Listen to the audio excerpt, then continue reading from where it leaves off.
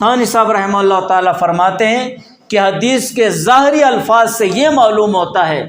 کہ آپ ہاتھ اور زبان سے کسی مسلمان کو تکلیف مت دو،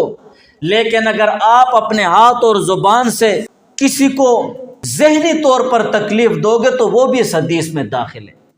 مثال کے طور پر آپ نے کسی کو قرضہ دے دیے 10 روپے، وہ تجھے کہہ رہے کہ میں 10 روپے تمہیں 10 تاریخ کو دوں گا، تو اس نے تو ذہن میں بٹھا دیا، اب 10 آ گئی ہے، 11 بھی آ گئی ہے، اور آپ نے اسے ویسے ذہنی تکلیف میں ڈالا ہوا ہے۔ نہ وہ کوئی پلان کر سکتا ہے، نہ کوئی بندوبست کر سکتا ہے، نہ کوئی انتظام کر سکتا ہے۔ آپ پہلے سے اسے بتا دیں میرے پاس پیسے نہیں ہیں، ناراض مت ہونا، ایک دن اور دے دو، اس کی ٹینشن دور ہو جائے گی۔ آپ چھپ رہے ہیں، اگر آپ کے پاس پیسے ہیں اور پیسے نہیں دے رہے اور ٹال مٹول کر رہے ہو، مطل الغنی ظلم، تو پھر تمہارا یہ ٹال مٹول اور اس کو ذہنی اذیت میں مبتلا کرنا حدیث میں منع آ گیا ہے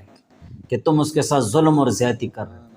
یہ چھوٹی چھوٹی باتیں ہیں، لیکن ان کو نظر انداز نہیں کرنا چاہیے بلکہ نوٹ کرنا چاہیے۔